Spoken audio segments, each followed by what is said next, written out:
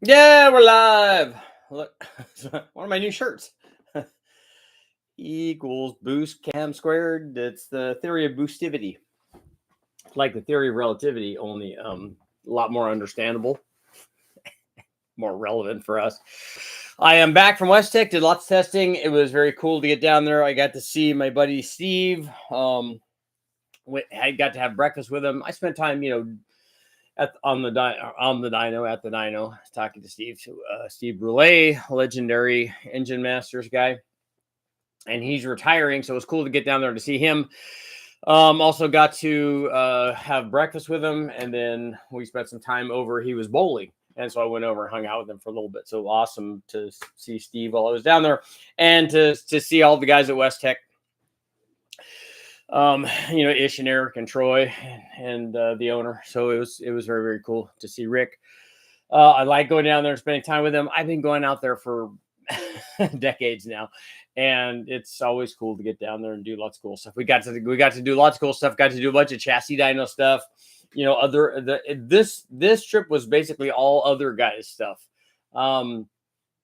The least other guys thing was the Ford that I did with Mark Sanchez, who I go down and stay with, and so we ran a bunch of Kenny Bell testing. We're gonna have to do some more now. It turns out that there's something going on with one of the sets of cylinder heads that we were testing, but also the LT1 Gen 2 LT1. That's what we're going to talk about today. And then the Metro, we did a bunch of chassis down testing on the Metro with nitrous and the little AMR blower. So I'm working on those videos now, and I'll get those up as quickly as I can.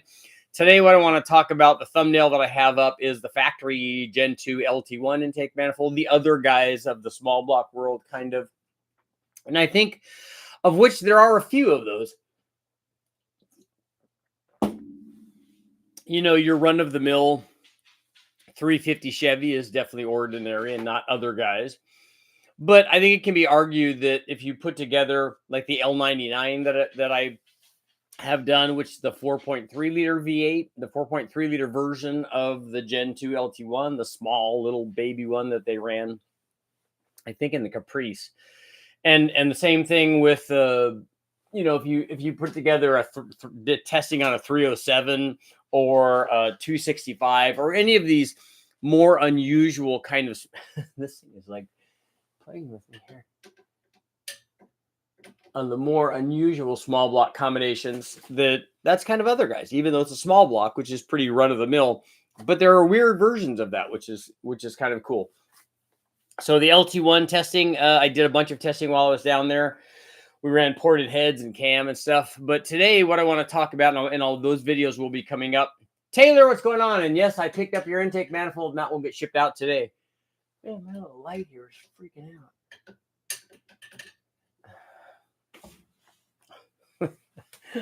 Oh, well, it's mood lighting.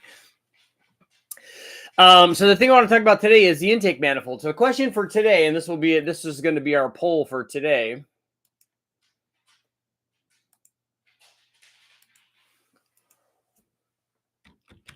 So does the short runner LT1 EFI intake make more peak power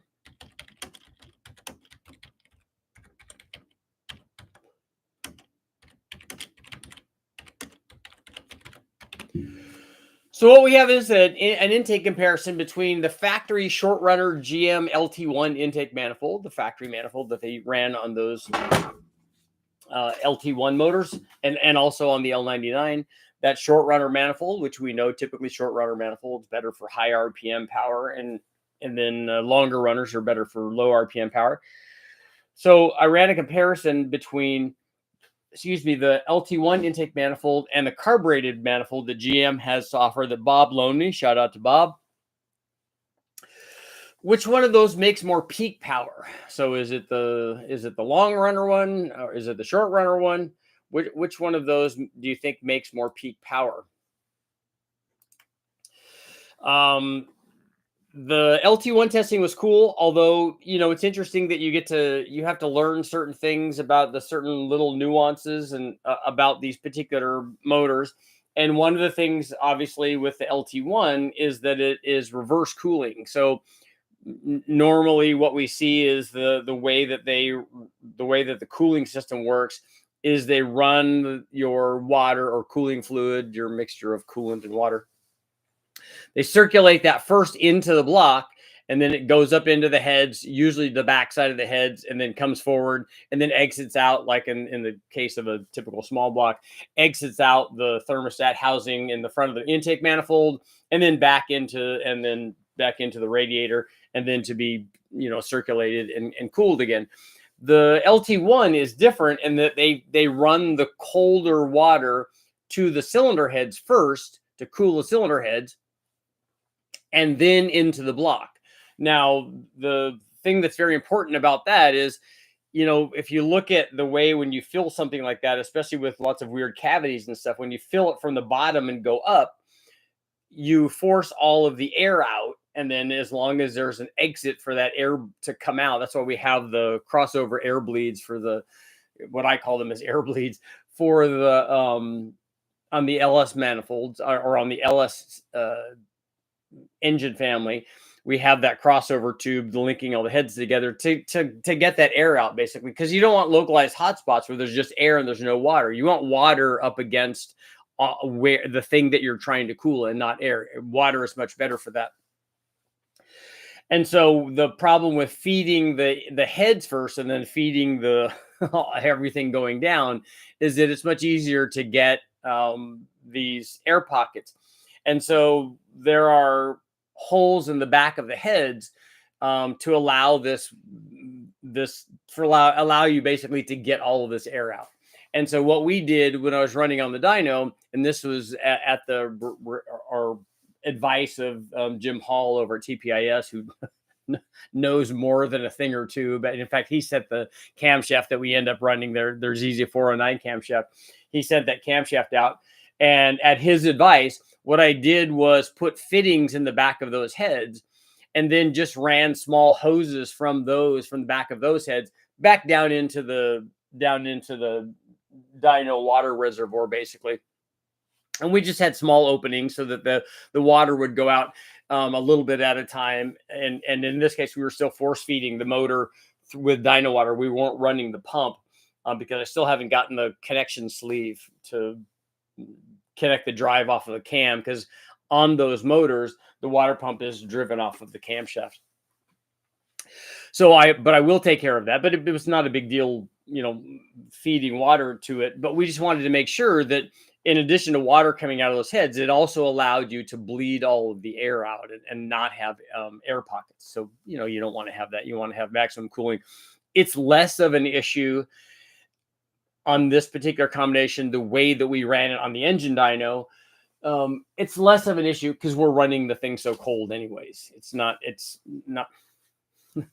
I'm obviously gonna have to change that light bulb. And by the way, I forgot to tell you, these shirts are available through Teespring. So if you use, it's under my name. I can put links up if you like, anybody's interested in the Theory of Boostivity shirts.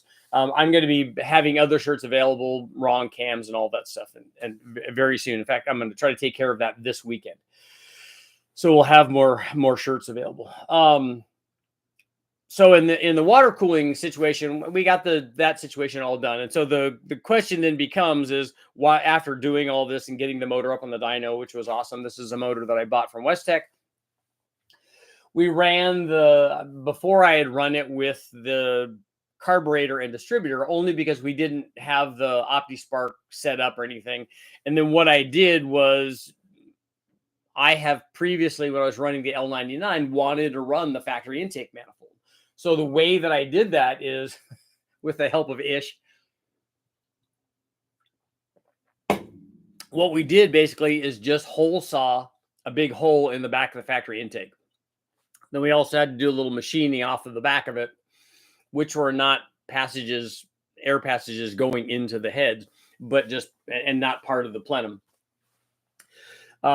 This allowed us to run a distributor with the factory manifold. And that's exactly what I did. We just plopped an MSD in there and hooked it up, and we were able to run the factory intake manifold with just a distributor. We didn't have to worry about the OptiSpark and converting it to coil packs and all that.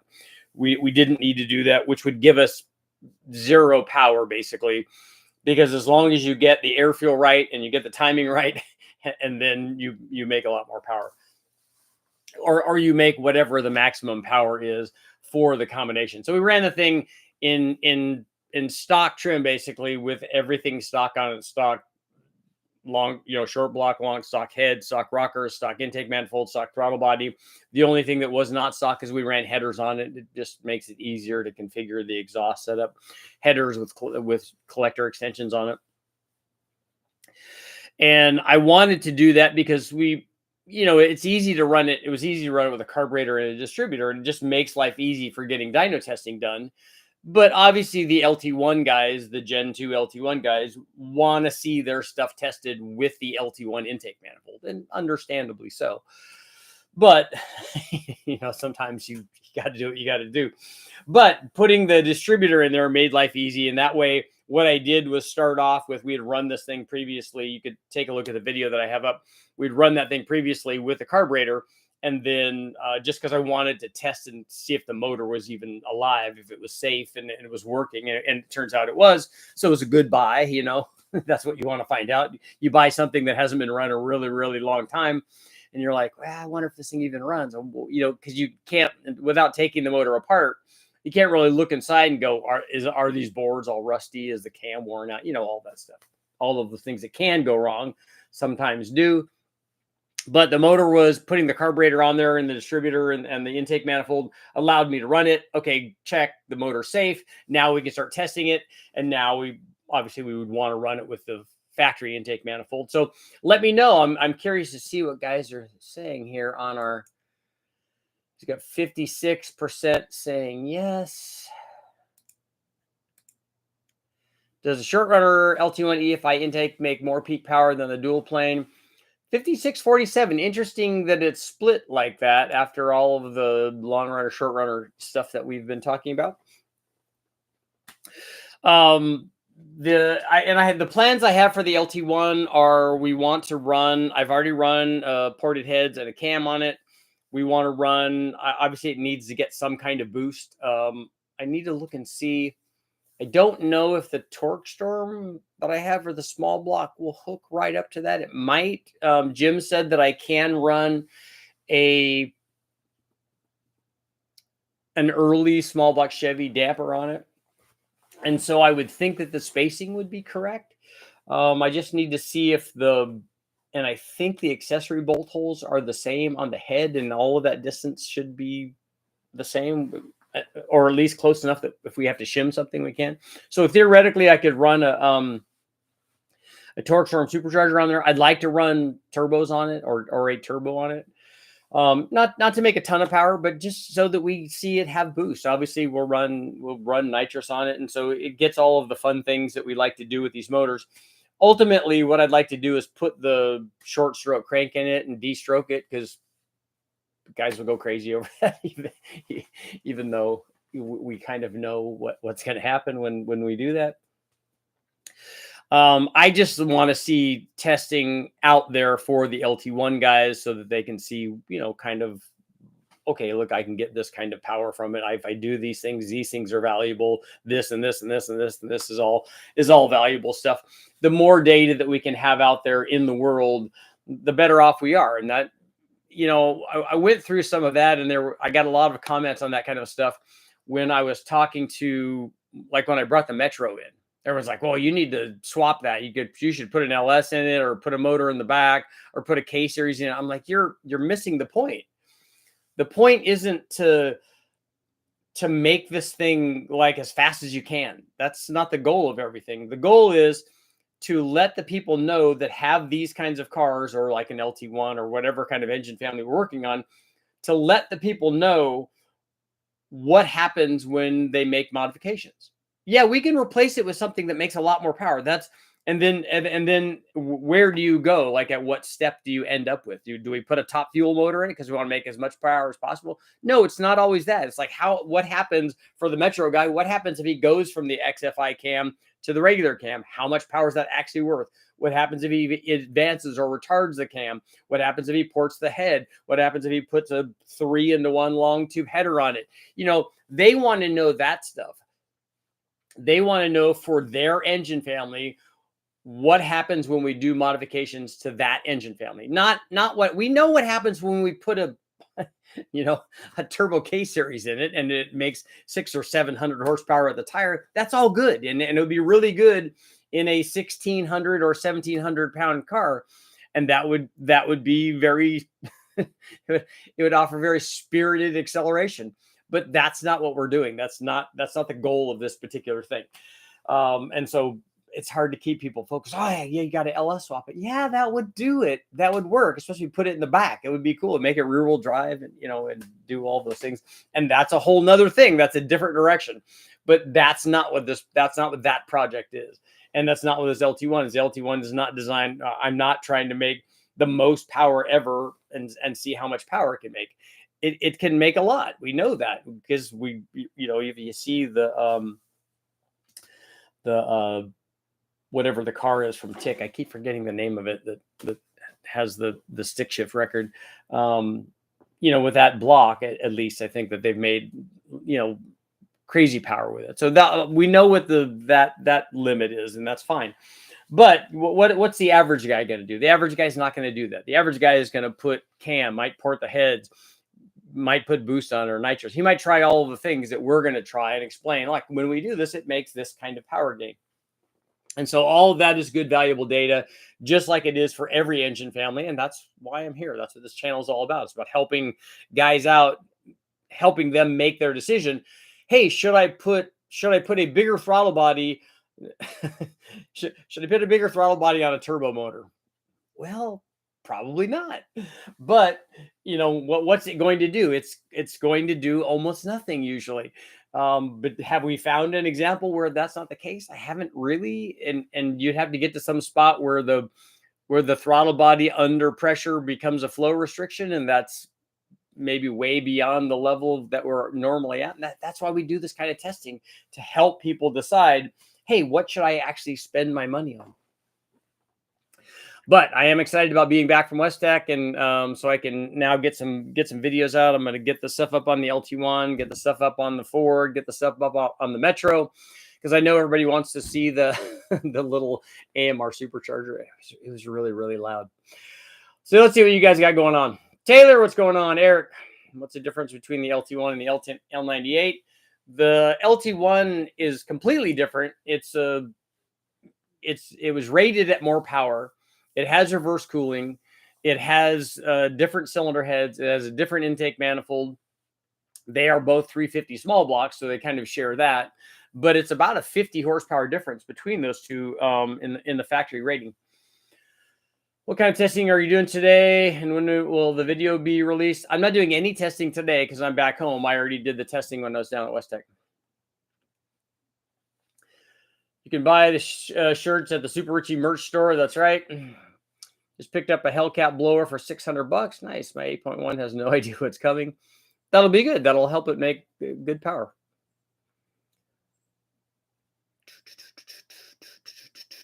Please. Oh, boost testing on the LT1. Yeah, definitely. I think it needs twins. My machine shop left rod bolts loose. That's not good. And my Forge 5.3, the block is ruined. They're going to cover all expenses for me. Thinking of getting a 6.0 this time. No, there's no downside to getting a 6.0 over a 5.3.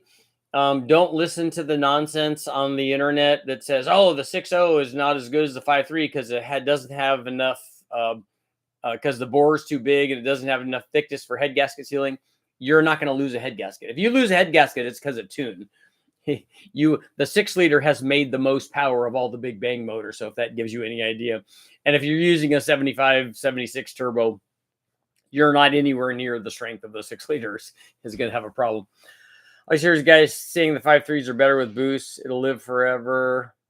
Around 800 wheel horsepower, either engine will do it. I feel a 6.0 will make the power easier. It will. The 6.0 will start out making more NA power.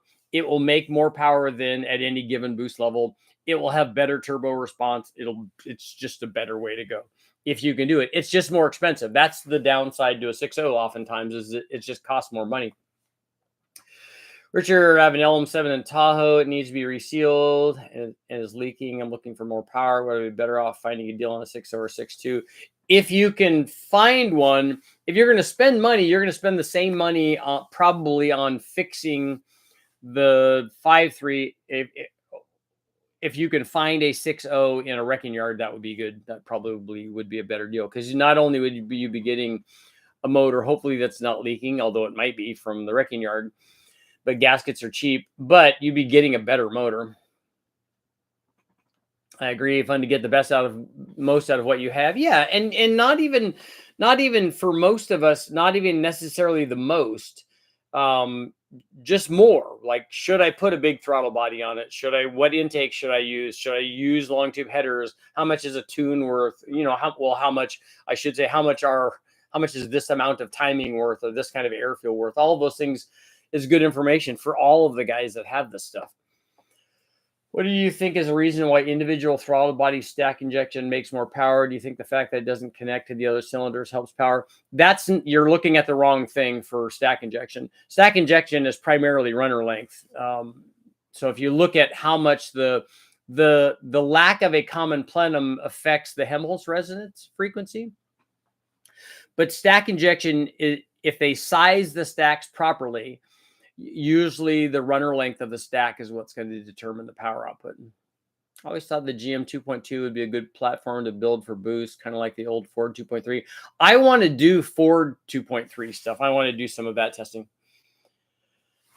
Any chance the Metro could be a good run-around car with the AMR? I mean, tuned with boost, a pump, and a rising rate regulator. It's going to take more than a... what's going on here? You shouldn't be having a problem here.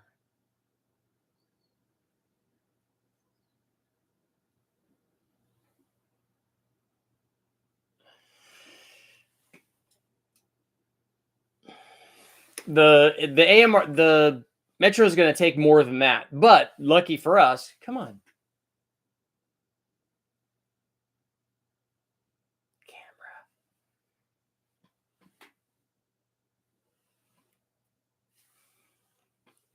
Lucky for us, I have two options now with the Metro. We have the 1-barrel EFI setup that Holly sent, and that arrived basically the day that I left from Westech.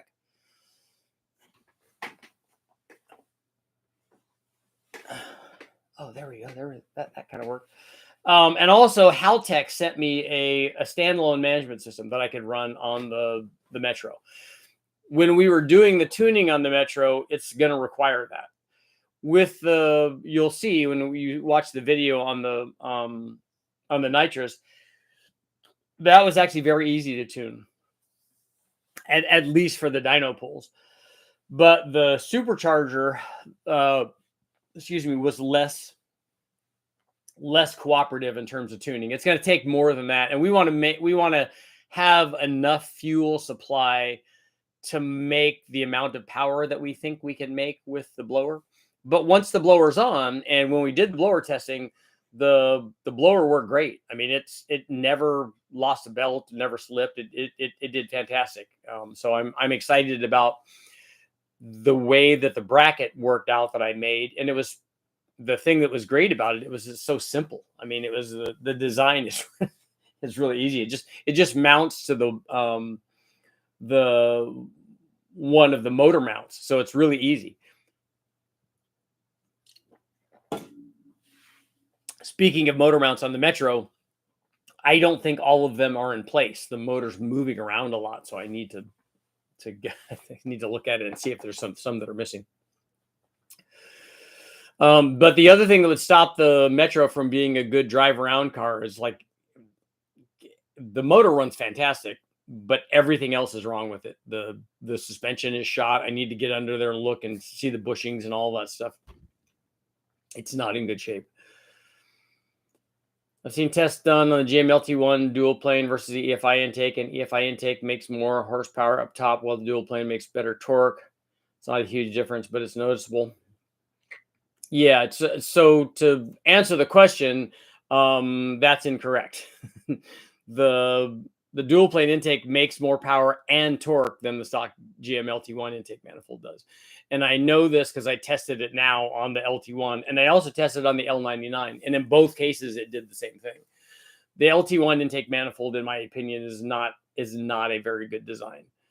It is short runner, and so that allowed it to make power at a higher RPM range than like the L98 did. And I have comparisons of that on the L99 video. You can take a look at that and see the LT1 intake manifold made more power than the L98 intake manifold did, but it does not make more power than the carbureted intake manifold. The carbureted intake manifold is better everywhere and by a pretty good bit. At the power peak, it's not a whole bunch more than the LT1 intake manifold, but everywhere else to the curve, it's a lot. And the same thing with the tune port stuff was way better. The L98 intake manifold, especially on that little L99, was quite a bit better because of lots of runner length. I think what's going on is on the LT1 and the LT1 intake manifold is such a short runner manifold that where that motor or where that manifold is tuned to make power is beyond where that motor makes power, given the camshaft that it has. It does not have enough camshaft to rev into the RPM range to be effective with that runner length. And even though they've made the runner fairly small, that's not enough because that doesn't change the smallness doesn't overcome the runner length that's needed to make power in that RPM range. And so I don't think, and I have never thought that the LT1 intake manifold is that good of an intake manifold, relatively speaking. I think there are lots better intake manifolds than that. When we did the testing on the Excel Super Ram that we put on there, it was a much better deal. You can look at it that way, or you can look at it like, well, we just don't have enough head flow and intake manifold, or enough head flow and camshaft timing to take advantage of where that manifold would want to make power. And I also think that it probably would be a good idea to do some porting on that. And also when we were doing this testing, we had a stock throttle body. I want to talk to Jim Hall at TPIS. So shout out to Jim, and find out where the stock throttle body might start to become a restriction on this. Also, shout out to the guys at Airflow Research, which we had put the Airflow Research heads before on the LT1 testing that I did years and years ago. And that's obviously a really good head. I kind of would like to compare something like that to the ported heads that we have, the hand ported heads that we have. And obviously, shout out to the guys at Brian Tooley. In fact, on a lot of these LT1s, I've used Brian Tooley valve springs on these things, and they've worked really good. So I take care of all that stuff. Just keep an eye on Marketplace and get a reputable machine shop is my go-to for an engine swap. Okay. CARB LT1 intake isn't bad at all, but some people think it's a bad intake manifold. Yeah, it's not compared to what's there. I don't know that intake manifold is ideal either. Like, I don't know how it would compare to an actual dedicated, RPM air gap intake manifold, but it was the one that we had, and that's what we could test. I think a high ram would be the best. Some kind of tunnel ram deal. Just built a 5.3 board 30 over and running stock heads, 55-pound injectors and headers. My first motor. So my question is, do I need to upgrade to 706 or 799 heads for better head flow? Well, if you have a 5.3, you already have 706 or 862 heads.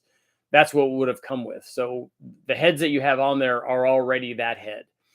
The 799 head isn't going to give you any more power over a 706 head, because the 799 head is, in my opinion, is not necessary. It does flow more than a 706 head, but it also lowers the compression, and it has bigger valves and has bigger ports. So in my testing, it just didn't make more power on a 5.3 base motor compared to the 706 or 862 heads. Monzo, what's going on? I keep waving back while you're waving at me, but it seems you can't see me. Photo, yes, but only if the rest of the build supports it. It's possible to convert a Gen 460 to a Gen 360. Yes. 58X to 24X, having trouble finding the 24X 60. Yes, it is. An LQ4 would be a Gen 3. or an LQ9. The converting it to a 24X, the problem you'll have, and it's an easily solved problem. To convert it over, you just put the different crank in it, but you have to have a balance assembly with a 24X crank. So you put the different crank in it with the whatever rods and pistons you have, and then you need to put a cam sensor in it because your Gen 4 block is not going to have the rear provision to mount the cam sensor. What you'll have to do is mount the cam sensor up front in the timing cover like the Gen 4s have. You just have to put the right trigger wheel on it and right sensor on it, and then make your harness work with that, and you're fine. My twin turbo engine plan is going to be 283, 202, 160 cam double hump heads, 461s, and LT1 fuel injection intake manifold. That's an interesting combination. Are you going to be able to fit a 202 valve head on a 283? Are you going to notch the top of the bore? Putting a 6.0 in my truck tomorrow. How important is 2 pieces of foam between the intake and the belly cover? We never run those. When we get them from the wrecking yard, we just throw them. When we get them from the wrecking yard, we just throw them away. Eric's getting all the ads again. Shout out to Eric for hanging in with the ads. You change your glasses with camera malfunctioning? Maybe. You think it's getting reflection off of that? Yes, I saw on an L1 engines 383, not a 350. I agree on a 350 would be better. I have been running LS cars, including 427 solid roller setups for 25 years. I currently have a 383 LT1 with the EFI connections, 411 swap, and a Holly Terminator. Cool. Some people modify first gen 350 single plane to fit the second gen. Yeah, you just have to put the different bolt pattern in it. Richard, I picked up 2 classic Holly projection TBIs. Wow. With a manual dial tuners and harnesses for like 50 bucks. I'm going to put them on a dual quad to see what kind of power they can make. As long as you can control the amount of fuel that they supply, then those work. I mean, I can't go that fast.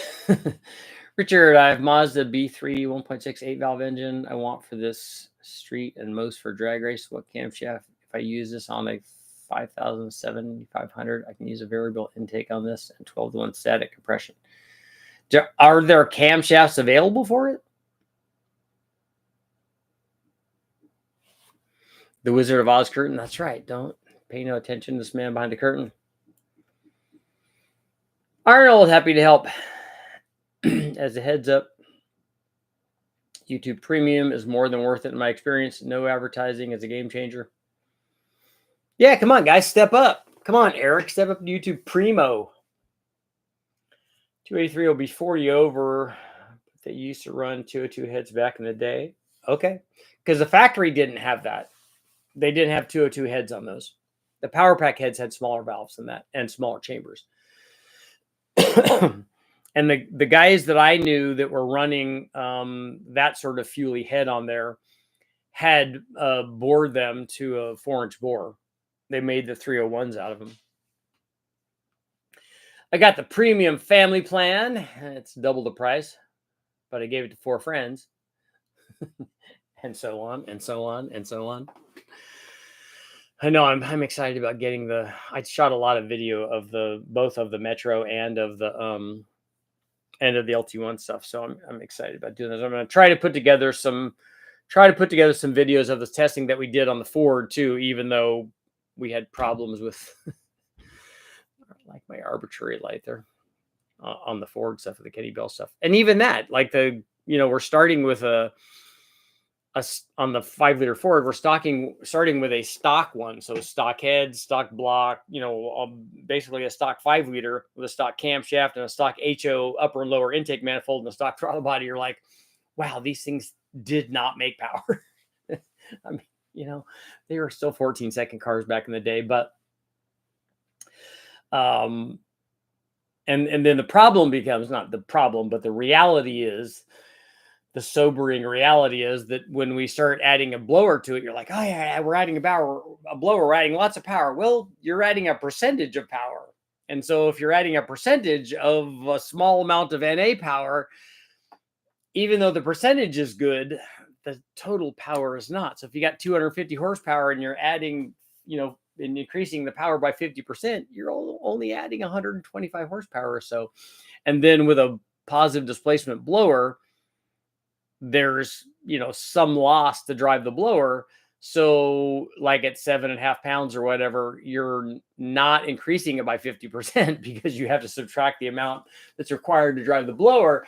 So maybe you're only adding like 100 horsepower, and then, that just doesn't seem like a lot, especially when you add 100 horsepower to 250 and you're making 350 and you're like, yeah, I really could have done that with heads and cam and intake manifold. But, that's all part of it. Also going to upgrade to the LT4 hot roller for GM performance parts. I love this cam, not too big. I've had great success selling engines with it. Use 1/6 comp stainless roller rockers. I'm sure that you have lots of spring rate in that with those rockers then?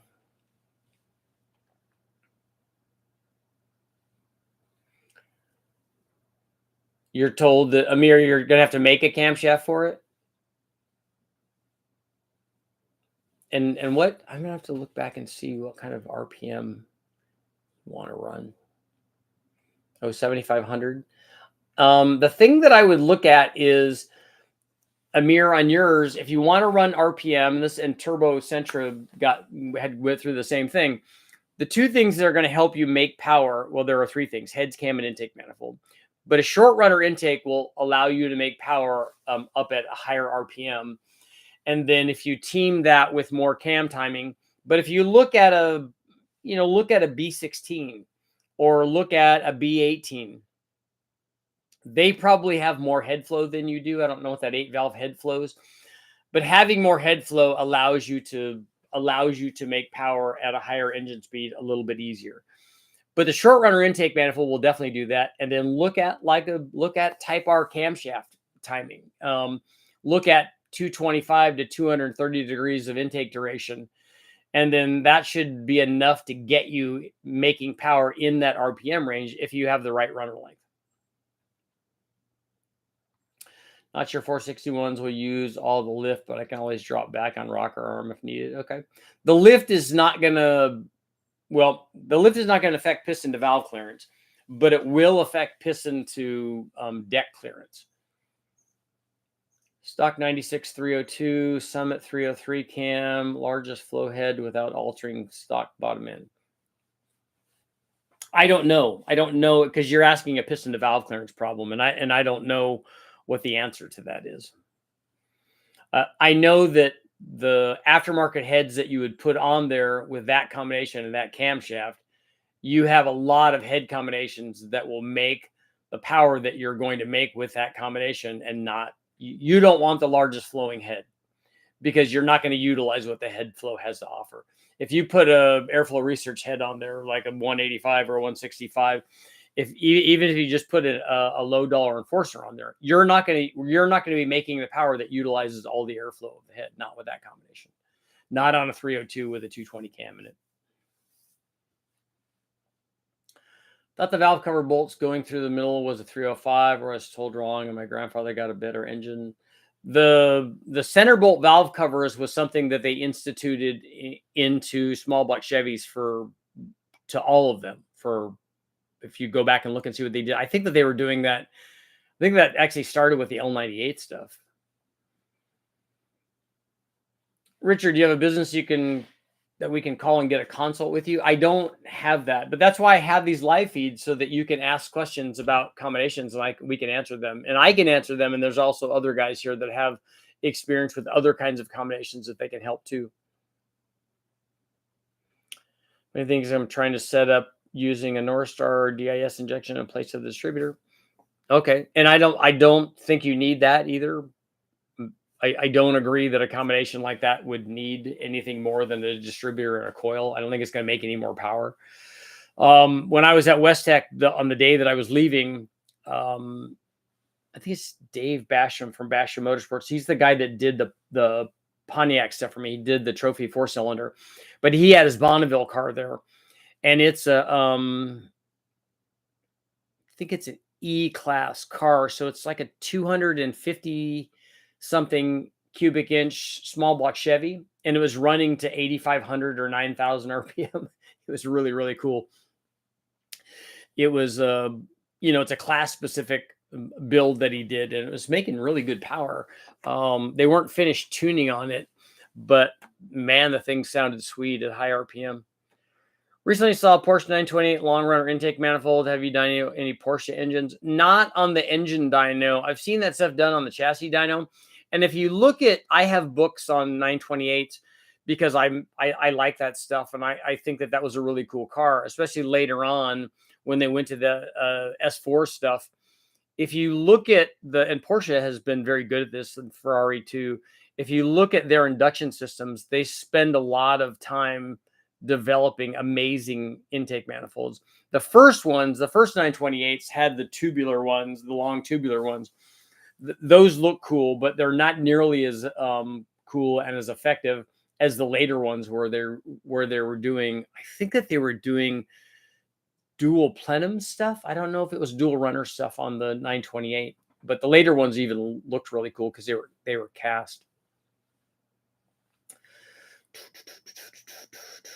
And the 928 was like a gentleman's express kind of thing because those are 160 to 170. I think Al Holbert, when they did the top speed testing deal, I think that car went 170 when they did the top speed testing on it, which was cool. And that might not seem like much now, but back then it was fast.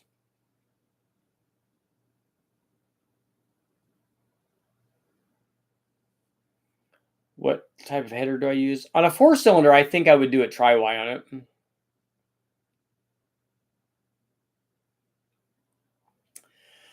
John, I emailed you pictures of my $100 LQ4 teardown. The guy wasn't lying. Wasn't lying about what? What did he say?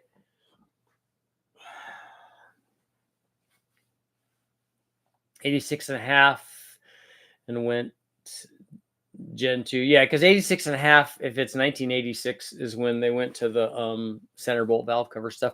Because the ones that I wanted, the valve covers that I wanted, Westech had a set of them. They were the Corvette ones, and they were center bolt stuff because they say Corvette on them. Those are really cool. I would have liked to have had those on them on the motor. In fact, I could write myself a note here. Order. See, well, while we're here talking. Order PC and intake.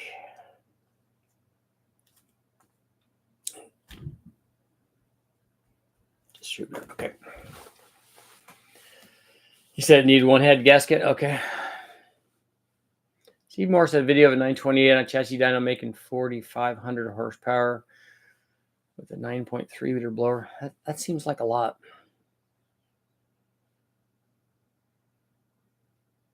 The reason I was thinking of North Star, I was planning on a Mega Squirt EFI. Okay.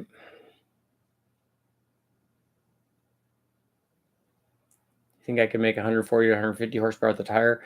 Well, given the fact that a stock B16A makes in between those two at the tire, I don't see any reason why you couldn't do a buildup of a as long as you port the head and get head flow. You have to get the head flow to support that power level. But if you get enough head flow and you have a cam made for it, if it's a single cam or twin cams, that shouldn't be hard. Richard, are 4032 forged pistons good for boost? Yes, they are. I think the more critical element than the metallurgy would be the fact that you have ring gap in them. Given the amount of power that we've made with cast pistons, any sort of forging is going to be a step up. Are there other forgings that are better? Yes. Have you gotten to the point where the metallurgy in the piston is the limiting factor? Most people don't do that.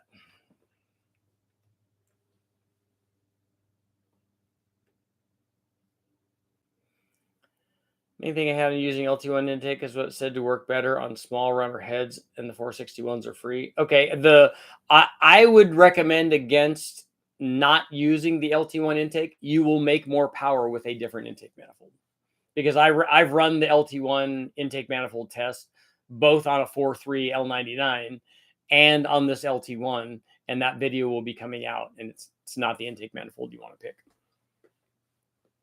There are better choices. Any dual plane would be a better choice.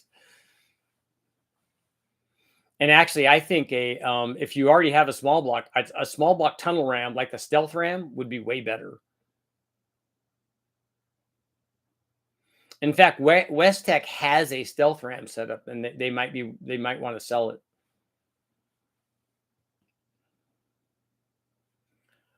What are usual improvements you've seen? There is no usual thing, so I don't know. The airflow gains that you see can be tremendous from porting, whether it's extrude hone porting or hand porting or that kind of stuff.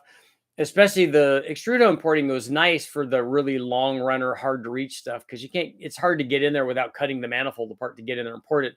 So the extrude honing for the older stuff, the older cast manifolds, like the 5-liter HO manifold, all of the Ford lower stuff, that worked really, really well. For cylinder heads, the CNC stuff I think is probably a better way to go. Although we have tested a lot of ported extrude hone stuff on the cylinder head. You usually want to get in there and work it also by hand.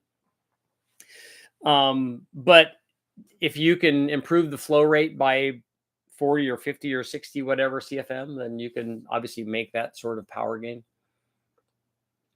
Did you get the AMR working on the Panda Express? Yeah, we ran a bunch of chassis dyno tests with it.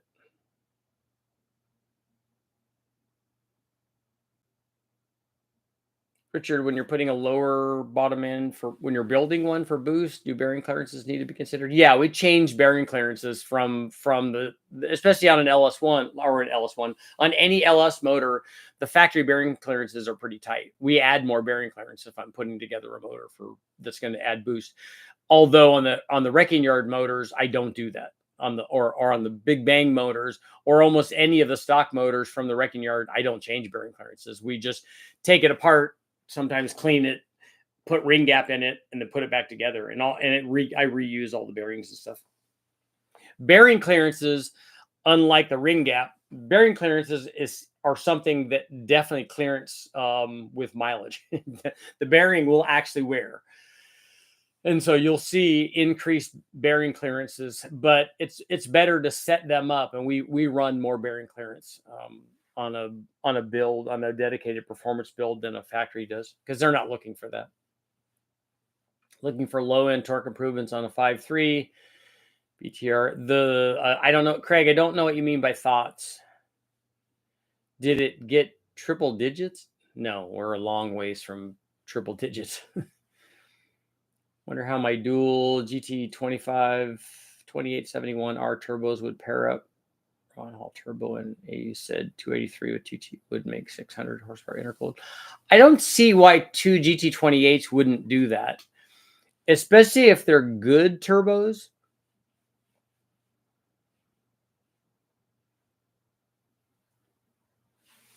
I wouldn't. I think 600 is going to be. They'll support way more than that, I think.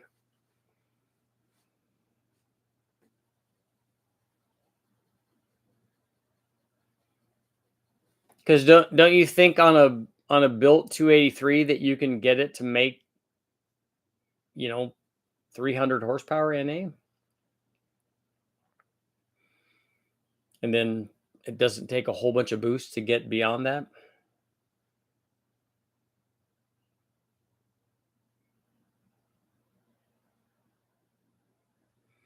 That's the nice thing about making good NA power is that when you start, that's the problem with that 5-liter Ford I was talking about. And the same thing with the Metro that we're talking about. You're talking about a Metro that makes 40 horsepower at the tire. When you add boost to it, you're like, yeah, we're kind of adding onesies and twosies here. It's not very much. The nitros work really well though. and I was happy. And we'll go over all this stuff in the video. But the whole reason that I went down there and ran nitrous on it was to know whether or not the clutch was going to hold. Was the whole reason for putting the nitrous on. I mean, it's fun putting nitrous on, so there's always that. So it's always cool doing that. But I just wanted to see, will I be able to run boost on this thing? And if so, is the clutch going to stand up to that?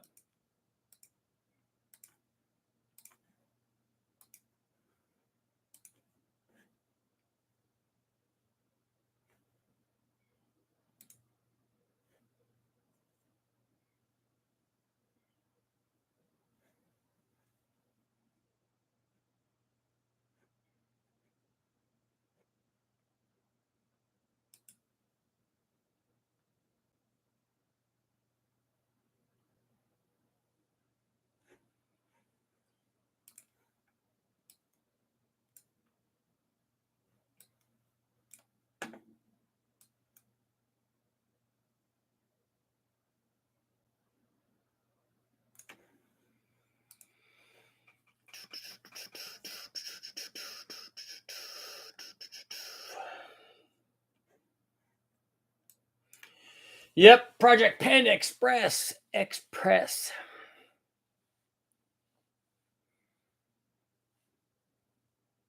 Lift affecting piston to head clearance. No, piston to not piston. It's the valve to deck clearance. So if you run a very, very low lift cam, the valve doesn't come down very far. It doesn't, depending on what the valve drop is. But if if the valve doesn't come very far off the seat, it never gets down to where it intersects where the deck is, because if the valve's too big and it overhangs the deck, it comes down and hits the deck. Well, if you don't have enough lift, it never gets down there to hit that. If you have too much, then it intersects. That's why they notch a lot of these boards on the factory stuff. A 396 big block Chevy is a perfect example. They use a really big valve, the one that they use on the 427 and the 454 that have a bigger bore. On the small bore 396, it would actually come down and hit the deck. And so what they did is notch a section of the deck out. And on the 283, you'd probably have to do the same thing. And that's affected by lift. But the piston to valve clearance is not really affected by lift, because the piston to valve, you have a moving piston and you have a moving valve. And so it's duration that affects piston to valve clearance. As the valve comes down, while it's coming down and while the piston is moving, either going up or going down, depending on whether it's the intake or the exhaust when they intersect, the amount of time that you're hanging the valve down there, basically, while the piston is moving in one direction or the other, is going to determine whether or not they come into contact. But the valve coming down, the deck doesn't move at all. It's just going to be based on lift. Taylor, when you get a tracking number, yeah, I'll send you one. I'll ship it out today. I brought it back with me. The running the nitrous on the Metro was kind of cool, although it doesn't have you don't hear the big hit like you do, because it's the smallest nitrous jet that we could find, so it was pretty cool. Just spun a rod bearing on the Tahoe. Just got the heads off. It's time to see what the block looks like. It was minty fresh. Quench for higher lift or more piston notch for lift. The usual route is to, most aftermarket pistons will have a valve relief for piston to valve clearance. But again, it's not related to lift. It's duration. Because when and here's an easy way for you to understand it. When the valve is at maximum lift, the piston's already an inch or more down the bore. So you don't have to worry about that. The lift is not at maximum lift, the piston is miles away from the valve. So that's not an issue. About 10 degrees before or after is TDC is when there are problems. Again, depending on whether it's intake or exhaust. That's when they're going to intersect. And they're going to intersect because of duration. That dang duration. So put all the lift in it that you want. assuming that you have a cylinder head that flows, and that you can, take advantage of all that. And then also the other thing to consider, and this is something that people don't consider, they think that lift is going to determine the power. That's not it. The duration way more than the lift determines the power. But the other thing that people think is I should choose the lift based on the flow of the head. Okay, you can do that. But one of the things you should also look at when you're looking at lift values is lift relative to duration. That's going to determine ramp rate and then stability of the camshaft, because that's also critical, especially for RPM stuff. Although you can run into instability with a camshaft at different RPMs, because this is also a frequency thing. That's why when choosing springs, you don't just choose it based on, I got to have enough spring rate to control this.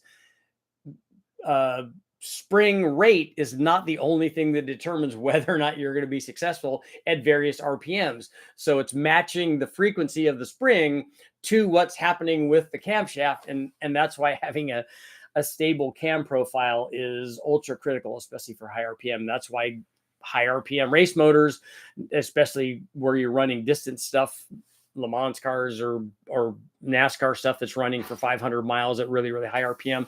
That's why they're spend a lot of time designing profiles that not only make power, because making power actually is not that hard, but making power with valve train stability. So all of this stuff will not only make the power to make them go really fast, but do it for a long period of time where you're not destroying parts.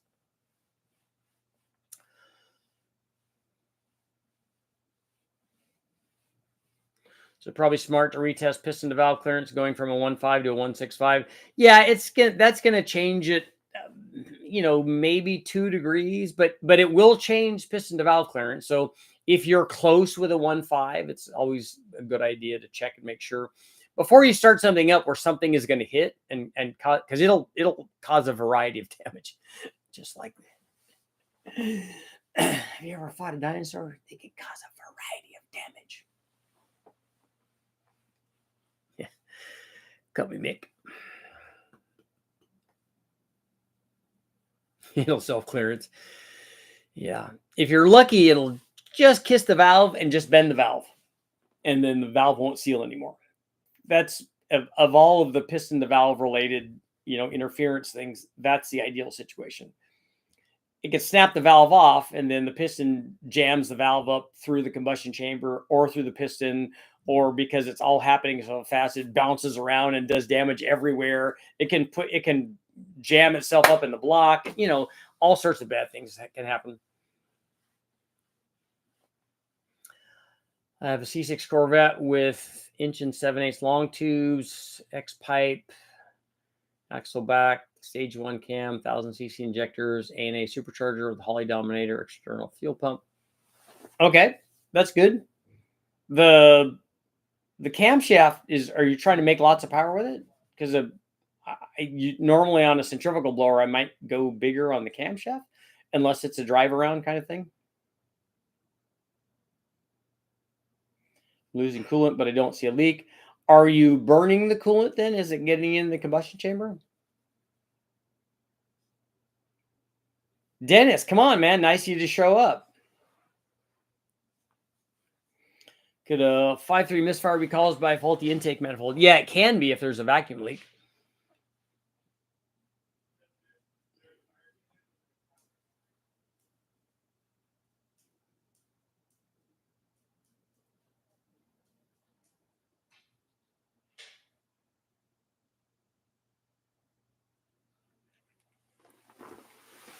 Tim, so you want all the sweet sounds of the small block Ford with a Flowmaster or X pipe, but so you can run it on your turbo combination?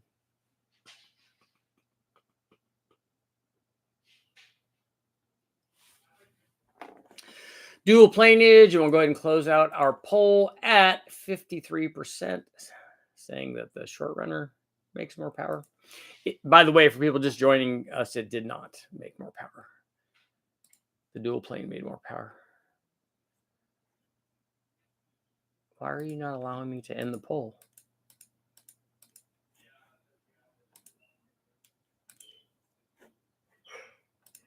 Okay, there we go.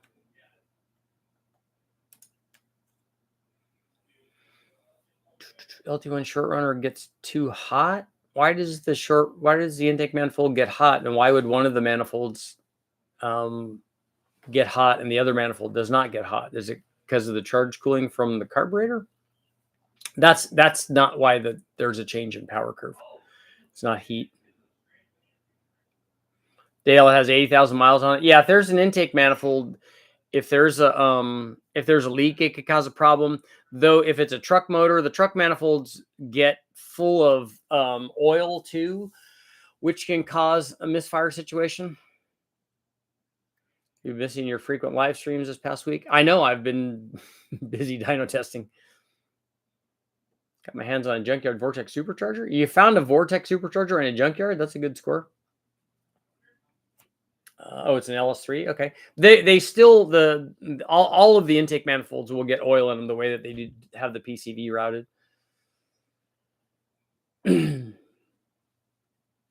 It's metal, secondary air cooling benefits. Both of the manifolds are metal though, and I would argue that at wide open throttle that the change in temperature of the air would be. The ambient air is still going to be pretty close to ambient going through the manifold. The carburetor does have a cooling effect.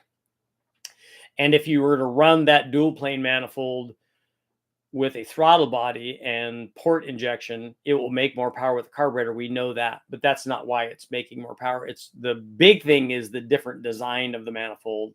And then the little thing is charge cooling. A whole bunch of oil leaked out of the truck intake when I foolishly removed it after sitting for a year. Yeah, when you take them out, when you remove them, and then if you turn it upside down, the weird thing is the way that the internal design is. It's hard to get stuff out of the common plenum area because it has the way that the air enters into a common tube with a side exit for the air going into the common plenum and then into the runners. It allows that air, it allows all the oil vapor to turn back into oil, and then it just accumulates down there in the manifold. It's not unusual to have oil you can hear moving around.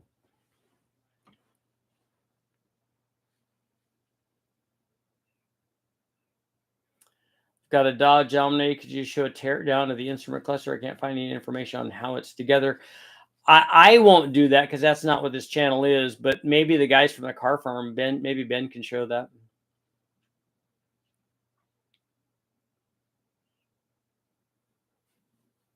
Because this is really more about dyno testing.